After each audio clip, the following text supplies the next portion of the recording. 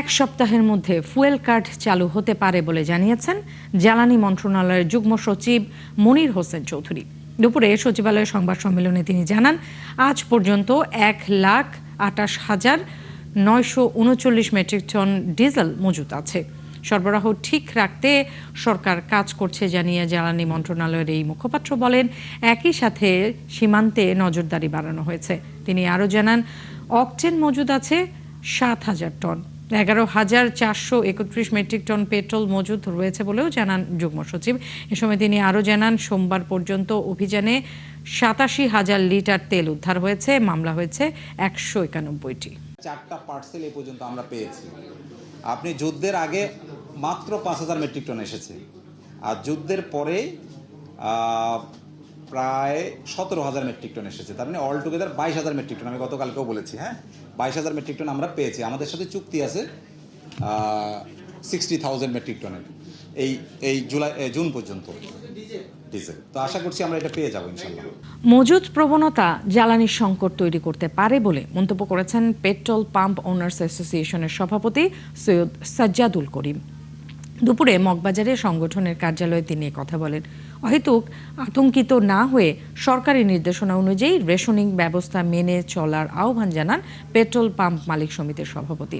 কোনো petrol pump মজুদ বা খোলা বাজারে জ্বালানি তেল বিক্রি করলে তাদের বিরুদ্ধে শাস্তিমূলক ব্যবস্থা নেওয়া হবে বলে মালিক সমিতির কোনো ব্যবস্থা নেওয়া হলে মালিক সমিতির কোনো আপত্তি থাকবে না বলেও জানান তিনি। প্রয়োজনে সমিতি থেকে ওই সদস্যকে বহিষ্কার করাও হবে বলে জানান তিনি। এই মুহূর্তে সাধারণ মানুষের প্রতি আমাদের পরামর্শ হলো, অহেতুক আতঙ্কিত না হয়ে সরকারি নির্দেশনার প্রতি শ্রদ্ধাশীল থাকুন এবং রেশনিং ব্যবস্থা নির্বিঘ্নে পরিচালিত হতে দিন। সরকার স্পষ্ট জানিয়েছেন, দেশে বর্তমানে তেলের যে মজুদ রয়েছে তা দিয়ে সংকট মোকাবেলা সম্ভব। ক্রাইম করলে তার সাজা হবে। আমি তো বলছি না আমার 100 ভাগ লোক পরিশোধিত।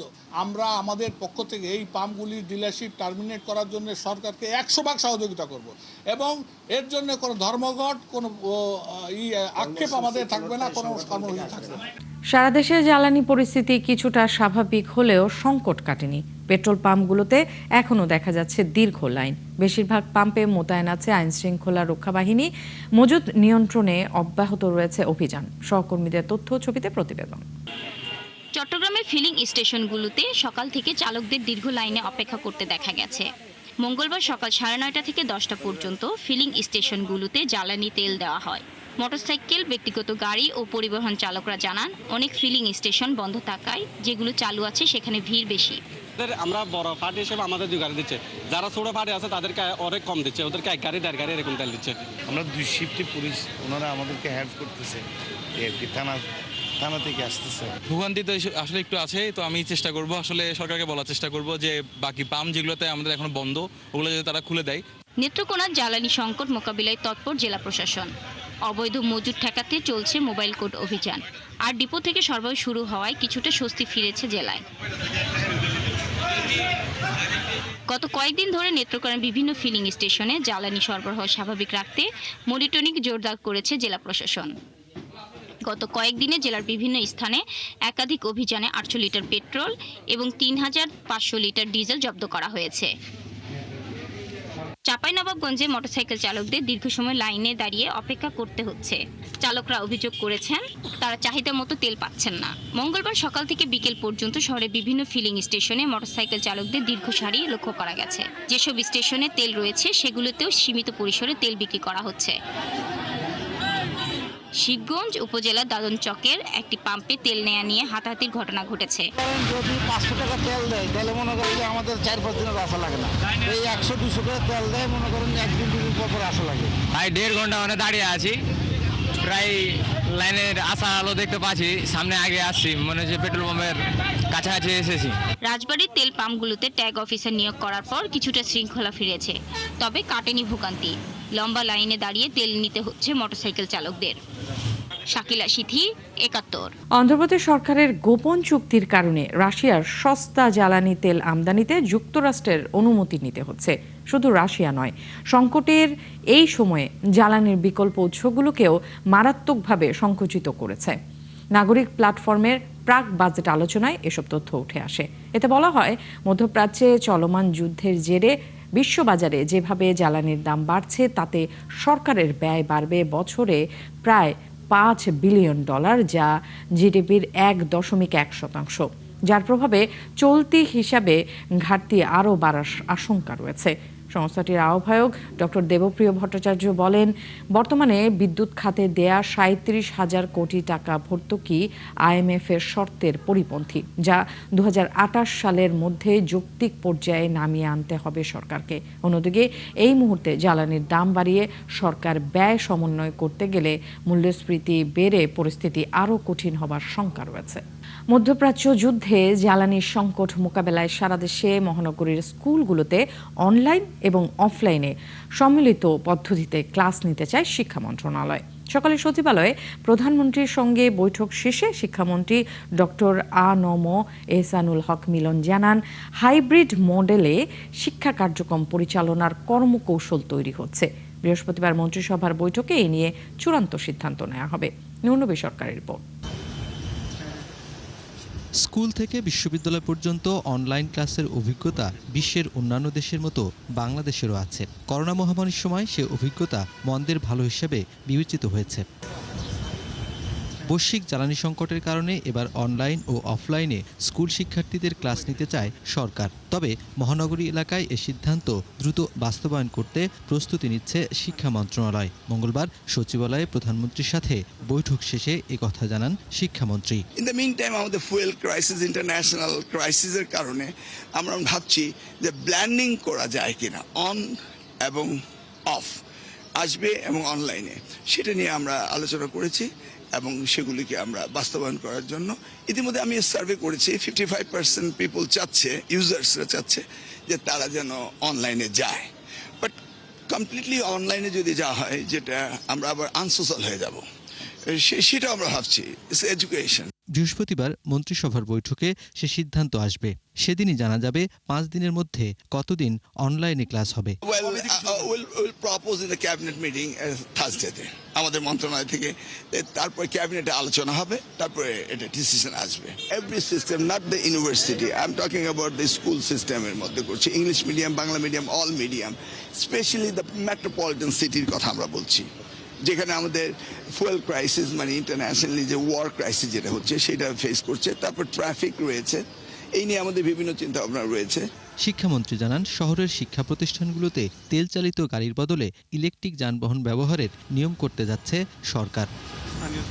নুরনবী সরকার, ৭১, ঢাকা।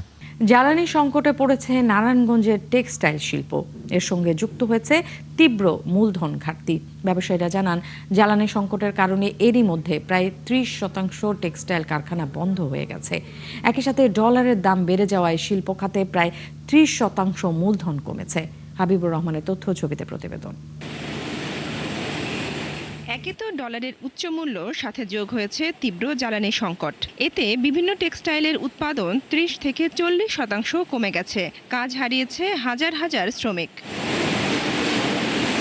একটি টেক্সটাইল মিলের জেনারেল ম্যানেজার জানান, গ্যাস সংকট ও ডলারের দাম বেড়ে যাওয়ায় 2026 সালের মধ্যে প্রায় 50% কারখানা বন্ধ হওয়ার আশঙ্কায় রয়েছে। দ্রব্য উৎপাদন করতে মূলত power, that mean gas, man power এবং মেশিনারিজ অ্যান্ড র মেটেরিয়ালস, এই 4টা জিনিস একটা প্রোডাক্ট তৈরি হয়। এই 4টা জিনিস যেখানে বাড়বে সেখানেই বহির্বিশ্বের সাথে কম্পিটিশন করতে টাফ হবে সবারই। পাশাপাশি কাঁচামাল, তুলা, কেমিক্যাল ও যন্ত্রাংশ আমদানিতে অতিরিক্ত টাকা খরচ হওয়ায় পণ্য উৎপাদন ব্যয় বেড়েছে, কিন্তু সেই অনুযায়ী পণ্যের দাম বাড়েনি। এতে উদ্যোক্তাদের মূলধন 1/3 কমে গেছে বলে দাবি আরেক টেক্সটাইলের পরিচালকের। আমরা কখনোই আনডিস্টার্ব গ্যাস পাইনি, যার কারণে আমাদের উৎপাদনে ব্যাহত হচ্ছে। প্রচণ্ড ঘাটতি এখানে আসতেছে। তার উপরে আবার আপনারা জানেন যে আমাদের সিঙ্গেল ডিজিট থেকে এখন আবার আমাদের ব্যাংকিং ইন্টারেস্ট বেড়ে গেছে, ডাবল ডিজিটে চলে গেছে। এখানে একটা বিরাট বাধা। এদিকে বিকেএমই এর সভাপতি জানান, টেক্সটাইল খাতটিকে টিকিয়ে রাখতে ব্যাংক ঋণ সহজ করতে হবে। সহ্যের সীমার বাইরে একটা মূল্য যদি আমাকে পরিশোধ করতে হয়, তখন এই ইন্ডাস্ট্রিগুলি আর টিকে থাকবে না। আস্তে আস্তে কিন্তু এটা হারিয়ে যাবে। নতুন ইনভেস্টমেন্ট তো আসবেই না, আর এক্সিস্টিং যেগুলো আছে এগুলো হারিয়ে যাবে এবং যাচ্ছে প্রতিনিয়তই কিন্তু কোনো না কোনো ফ্যাক্টরি বন্ধ হচ্ছে। অর্থনীতিবিদরা বলছেন টেক্সটাইল শিল্প দেশের অর্থনীতির অন্যতম চালিকা শক্তি। এই খাত রক্ষায় দ্রুত জ্বালানি সরবরাহ স্বাভাবিক করা, ডলার বাজার স্থিতিশীল রাখা এবং সহজ শর্তে শিল্প ঋণ নিশ্চিত করা জরুরি। বনশ্রী হালদার, ৭১। দর্শক, জ্বালানি পরিস্থিতি জানাতে ধামরাইয়ের একটি পেট্রোল পাম্প থেকে যুক্ত হচ্ছেন রাসেল আহমেদ। রাসেল, একটু জানতে চাই যেখানটাতে আপনি আছেন সেই পেট্রোল পাম্পে আসলে কতক্ষণ ধরে অপেক্ষা করছে ক্রেতারা এবং তারা কি বলছেন, সব মিলে একটু জানাবেন। নেন্সি, আপনাকে ধন্যবাদ। আমি এই মুহূর্তে রয়েছে ধামরাই উপজেলার বাথুলি জাহানারা ফিলিং পাম্প স্টেশনে। আমার পেছনে দেখতেই পাচ্ছেন অনেকগুলো মোটর সাইকেল কিন্তু অপেক্ষমান রয়েছে, তার সাথে একটি গাড়িও কিন্তু অপেক্ষমান রয়েছে। আমরা যেটা জেনেছি গতকালকে তারা যে পরিমাণ তেল সরবরাহ পেয়েছে তার বিকেলের মধ্যে শেষ হয়ে যায়। বলা চলে যে কালকে বিকেল থেকে এই গাড়িগুলো কিন্তু বারবার আসতেছে এবং চলে যাচ্ছে। কিছু বাইকার রয়েছেন তারা এনে দীর্ঘ সময় অপেক্ষমান রয়েছে। আমরা এই যিনি গাড়ি চালক রয়েছে তার সাথে কথা বলেছিলাম, তিনি মেহেরপুর থেকে এসেছেন। এইখানে এসে কিন্তু বসে রয়েছে, দীর্ঘ সময় বসে রয়েছে তেলের জন্য, কিন্তু তেল পাচ্ছেন না। আর আমাদের কাছে আরেকটা তথ্য রয়েছে, এই পাম্পে কিছুক্ষণের মধ্যেই পেট্রোল আসার কথা। তিনি ৪,৫০০ পেট্রোল পেয়েছেন। আর ধামরাই উপজেলায় যে ৭টি ফিলিং পাম্প স্টেশন রয়েছে সেই পাম্পটিতে কিন্তু কোনো প্রকার অকটেল পেট্রোল নেই, শুধু ধামরাই উপজেলায় ডিজেলের পরিস্থিতি বর্তমানে স্বাভাবিক রয়েছে। আর একটা বিষয় জানিয়ে রেখে, আমি যে পাম্পটিতে রয়েছে এই পাম্পটিতে অকটেন পেট্রোল কিছু কম দেওয়ার অভিযোগ করেছেন ক্রেতারা। তবে মালিক পক্ষের সাথে কথা বলেছেন, তারা বলতেন যে আমাদের কম দেওয়ার কথা অস্বীকার করে বলছেন যে আমরা তেল কম না দেওয়ার কথাই বলছেন। সেই সাথে বলছেন যে তেল প্রশাসন এসে মেপেও দেখতে পারে আমরা কম দিচ্ছি কিনা। তারা বলছেন যে তাদের মিথ্যাচার করছে বলতে অভিযোগ করছেন। আমি যদি দেখেন দীর্ঘ সময় কিন্তু বসে রয়েছে। আর যদি দেখেন ডিজেলের কিন্তু ধামরাইতে তেমন কোনো সংকট নেই। ধামরাই উপজেলার যে পাম্পে ডিজেল গাড়িগুলো যাচ্ছেন তারা কিন্তু ডিজেল সরবরাহ ঠিক মতো হচ্ছে। আরেকটা বিষয় জানিয়ে রেখে, তেলের এই শৃঙ্খলা ফেরাতে কিন্তু ধামরাই উপজেলায় যে 6টি পাম্পে কিন্তু ট্যাগ অফিসার নিয়োগ করেছেন। তারা কিন্তু তেলের জানে কোনো বিশৃঙ্খলা না হয় সেই বিষয়ে কিন্তু তারা নজরদারি করছেন। সেই সাথে প্রতিদিন কোন পাম্পে কত লিটার তেল আসছেন, মজুদ কতটুকু, সেই বিষয়ে কিন্তু নজরদারি করছেন। আর আরেকটা বিষয় জানিয়ে রাখি, ধামরাই উপজেলায় কিন্তু গত রবিবার রাতে কিন্তু এই পাম্পটিতেও সংঘর্ষের ঘটনা ঘটে। সেই সাথে তারা পুলিশ পাহারায় কিন্তু এই পাম্পগুলোতে তেল দিচ্ছেন এবং গতকালকে দিনেও কিন্তু তারা পুলিশ পাহারায় তেল দিচ্ছেন।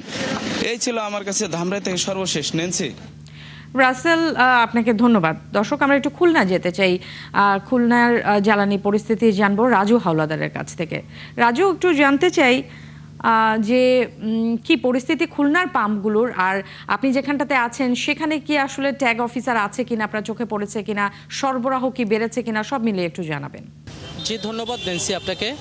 খুলনার পরিস্থিতি আসলে প্রতিদিনের মতোই রয়েছে, তবে প্রত্যেকটি খুলনার জেলা উপজেলা প্রত্যেকটি পেট্রোল পাম্পে ট্যাগ অফিসার নিয়োগ হয়েছে এবং তারা যথাযথ তাদের দায়িত্ব পালন করছেন। এবং আমরা আসলে একটু দেখাতে চাই যে দেখেন, আমি যে পেট্রোল পাম্পটিতে রয়েছি সেই পেট্রোল পাম্পে যে লম্বা সিরিয়াল রয়েছে মোটরসাইকেল যারা চালিয়ে আসছেন তাদের অনেকেই গতকালকে তেল নিয়েছেন, আজকে ফুরিয়ে গেছেন।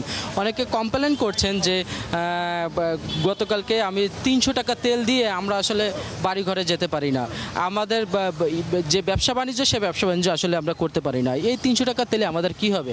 কিন্তু যারা বিক্রয় করছেন এই পাম্পওয়ালারা, পাম্পের মালিক, তারা বলছেন যে আসলে আমাদের এছাড়া কোনো উপায় নাই। আজকে এখানে যে ভোগান্তি, সে 12টা থেকে তেল দেওয়া শুরু করেছে, কিন্তু যারা জব করে তারা তো আসলে সকালবেলা তেলটা নিয়ে অফিস আদালত করে, এজন্য ভোগান্তি আসলে অনেক হয়ে যায়। নেন্সি, আপনাকে একটা বিষয় একজনের সাথে একটু কথা বলে দেবো যে আসলে কতক্ষণ সে এখানে দাঁড়িয়ে তেলটা পেয়েছে। এই আধা ঘন্টা দাঁড়ানোর পরে পাইছি তেল। আমার হয় না, আমি শহরের ভিতরতে ঘুরি, এই জন্য আমার সমস্যা হয় না। রাজু, আপনাকে ধন্যবাদ। দর্শক, রাজু আমাদেরকে খুলনা থেকে যে জ্বালানি পরিস্থিতি খুলনার সেই পরিস্থিতির আপডেট জানাচ্ছিল। দর্শক, রাজধানী হাম সংক্রমণের যে অবস্থা, রোগীদের কি অবস্থা, সেই খবর নিচ্ছেন আমাদের সহকর্মী মেহেদি হাসান। সরাসরি যুক্ত হচ্ছেন তিনি আমাদের সাথে। মেহেদী, একটু জানতে চাই, আপনি এখন যে হাসপাতালে আছেন সেখানকার হাম আক্রান্তদের পরিস্থিতি কি? চিকিৎসকরা আসলে কি বলছেন? এটা মোকাবেলা করার জন্য তাৎক্ষণিকভাবে কি করতে হবে? আমি এই মুহূর্তে সকাল থেকে কিন্তু আমি অনেক ঢাকার হাসপাতালগুলোতে ঘুরে বেরিয়েছি। সেখানে কিন্তু আমি দেখেছি যে হাসপাতালগুলোতে শিশু ওয়ার্ড যেটা আছে, শিশু ওয়ার্ডে আসলে হামের রোগী বেশি।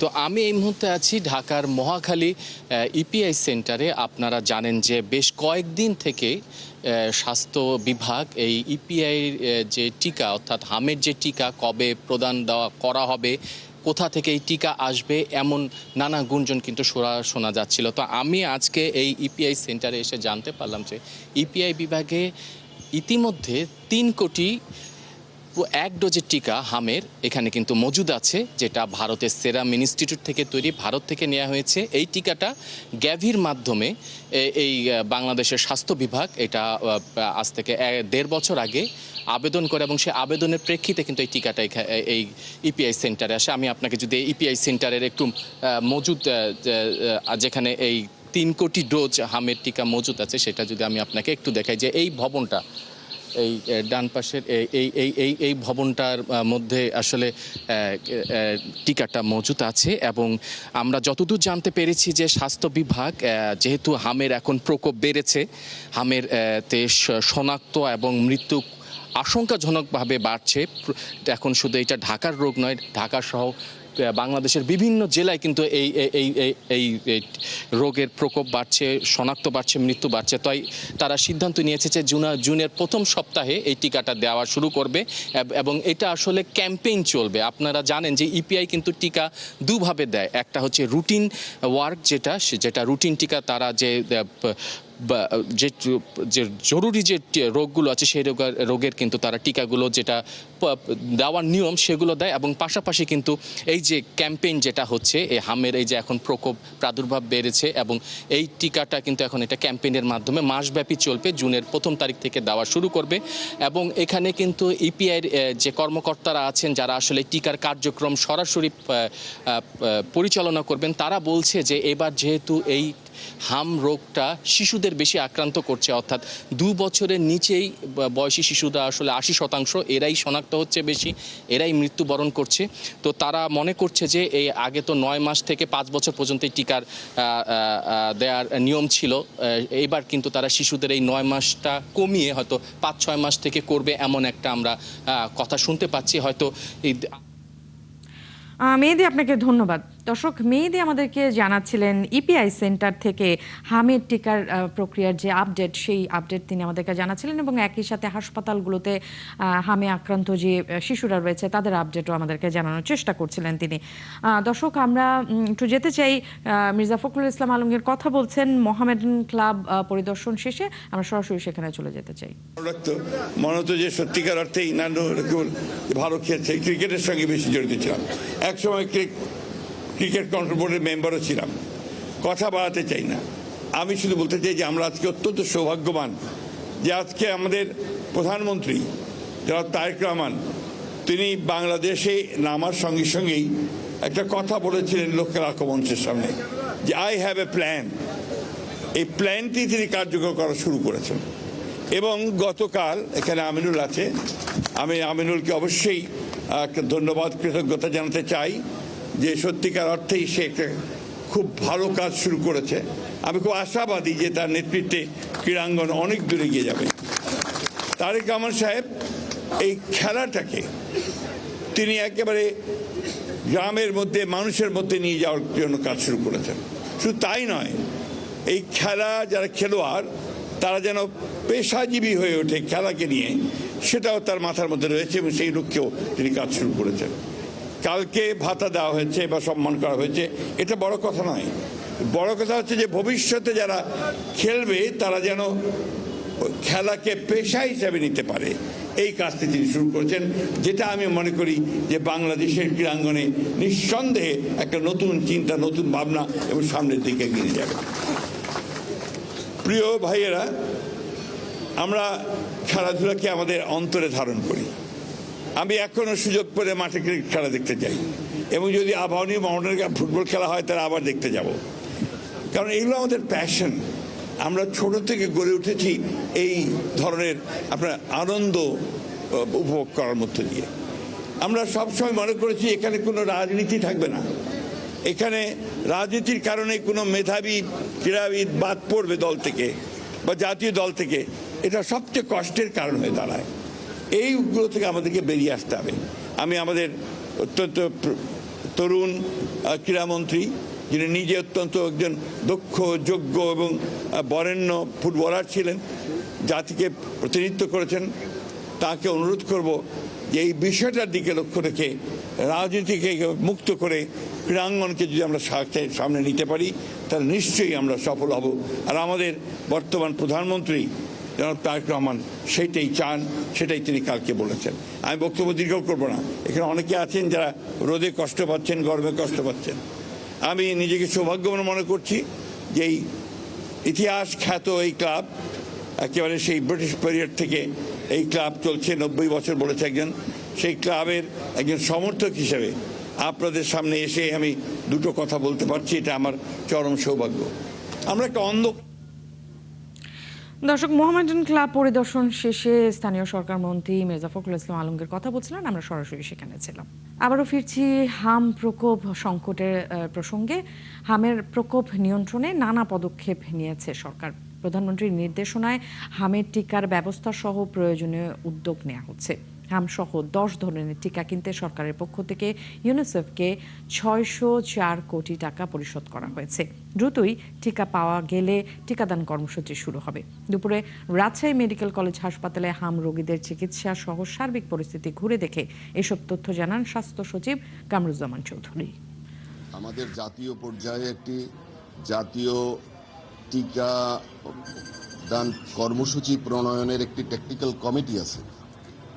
আমরা ওই কমিটিকে অনুরোধ করেছি যে আমাদের এই আউটব্রেক যে পকেটে তৈরি হয়েছে এগুলোর জন্য আমাদের একটা টেকনিক্যাল প্ল্যান তৈরি করে দেওয়ার জন্য।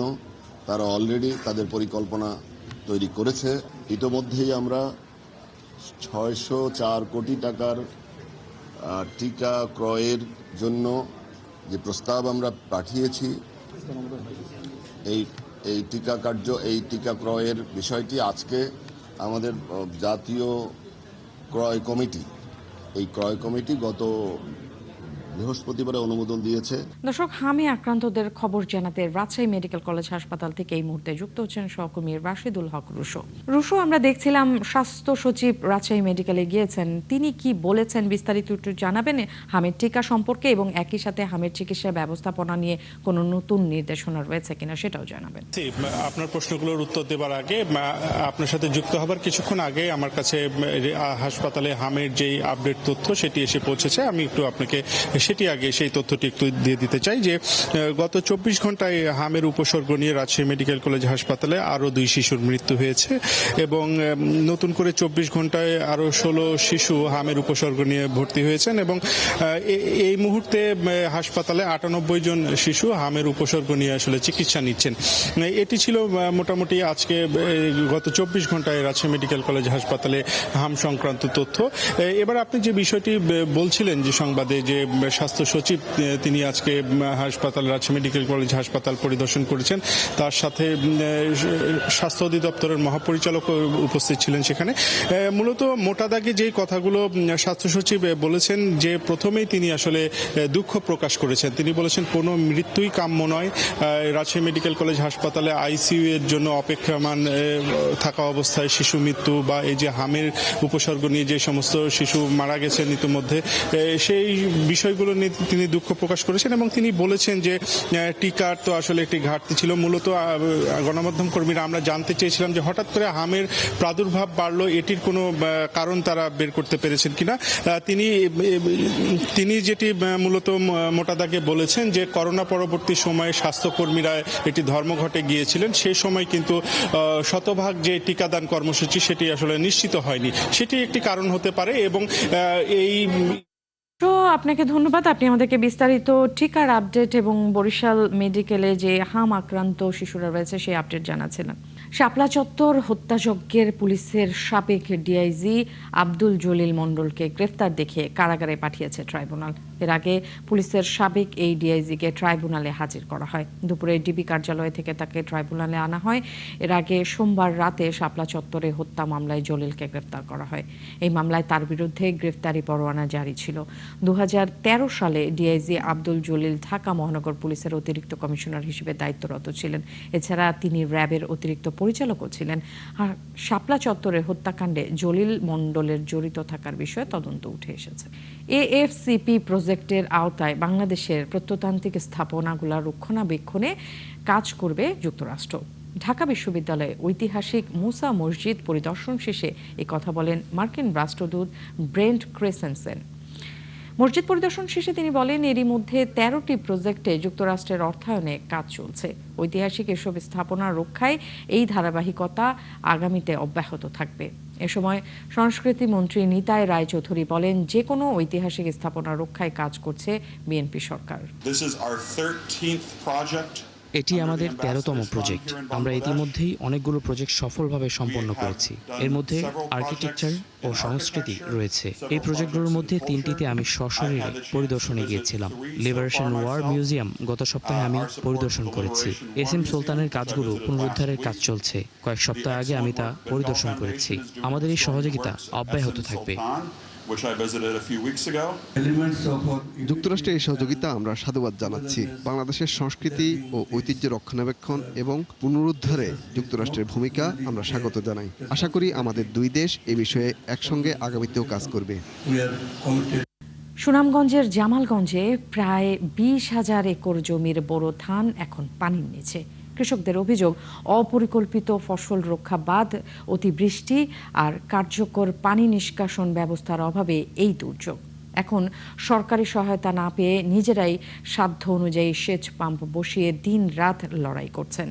তোফাজ্জল ইসলামের তথ্য ছবিতে প্রতিবেদন। সুনামগঞ্জের জামালগঞ্জ উপজেলার ভীমখালী ইউনিয়নের কনকতখা, ভান্ডা, মল্লিকপুর, উগলি, কৃষ্ণনগর, হারারখান্দি ও মাখরখলার দীঘার হাওর এই বিস্তীর্ণ জনপথ জুড়ে নেমে এসেছে ভয়াবহ বিপর্যয়। যে ফসল ঘরে তোলার কথা ছিল সেই ফসল এখন কেটে নিচ্ছেন গবাদি পশুর খাবার হিসেবে। এত কষ্টের ফসল এভাবে ডুবে যাওয়ায় তাদের চোখে মুখে শুধুই হাহাকার। চলে গেছে দেখতে আমরা ধান খাইতে লই আইছি, আমরা গরু রেখা পাইছি ধান, গরু এইটা লাগি ধান খাইতে লই গেছি। ভানি চলে গেছে হিজা হল। আমি অফারও কই আমি অসুখ অবস্থায় জমি লগিয়া দেখিছি, আমার অবস্থা খারাপ বাবা। মনোযোগ হতো আমরা একটু দেখশুন রাখবো। জলাবদ্ধতার কারণে আমরা হাওড় ডুবে যাচ্ছে, কিন্তু এমনিতে পানি আইয়া খাওয়ার মতো বেরিবাদের কারণে আমার সুযোগ নাই। কিন্তু এই যে ডুববার পানি আমরা হাওড়টা খেয়ে ফেলবো। তারা আরো বলেন, এটি শুধু মৌসুমী ফসলের ক্ষতি নয়, ডুবে গেছে পুরো বছরের বেঁচে থাকার স্বপ্ন, হাজারো কৃষকের জীবন জীবিকা। এমন পরিস্থিতিতেও মেলেনি সরকারি সহায়তা। নিজেরাই সাধ্য অনুযায়ী সেচ পাম্প বসিয়ে দিনরাত লড়াই করছেন। তো আমরা কোনো পদ্ধতি পাইতেছি না। আমরা মেশিন লাগাইছি, মেশিনে তো আমরা তেলও পাইতেছি না। জনদরদি যারা আছে, যে চেয়ারম্যান বা উপজেলা চেয়ারম্যান বা এই এমপি, কেউ আসে না যে আপনারা চেয়ারম্যান হইবেন, মেম্বার হবেন, জনপ্রতিনিধি হবেন, কিন্তু আজকে এই যে কৃষকের স্বপ্ন পানির নিচে ডুবে যাচ্ছে, এই অসহায় কৃষকদেরকে দেখার মতো কে আর কেউ নেই। জনপ্রতিনিধিরা জানান, এই অঞ্চলে স্থায়ী সমাধানের জন্য একাধিকবার আবেদন করলেও কোনো কার্যকর পদক্ষেপ গ্রহণ করেনি সংশ্লিষ্ট কর্তৃপক্ষ। আমিও কৃষকের সন্তান, কোনো কৃষকই এটা বরদাস্ত করতে পারবে না। সেই হিসাবে ওনারা নিজ উদ্যোগে পাওয়ার পাম্প বসিয়ে আসলে পানি সেচ করে তাদের ফসলটা রক্ষা করার সর্বাত্মক চেষ্টা চালিয়ে যাচ্ছেন। হাওরের পানিতে শুধু জমি ডুবে যায়নি, ডুবেছে হাজারো কৃষকের ভবিষ্যৎ, তাদের বেঁচে থাকার ভরসা। শাকিলা শম্পা, ৭১। দর্শক, চলছে সংবাদ সংযোগ। সরাসরি সংবাদ অনুষ্ঠান দেখতে চোখ রাখুন ৭১-এর ফেসবুক পেজে এবং সাবস্ক্রাইব করুন ৭১-এর ইউটিউব চ্যানেলে। থাকুন ৭১-এর সাথে।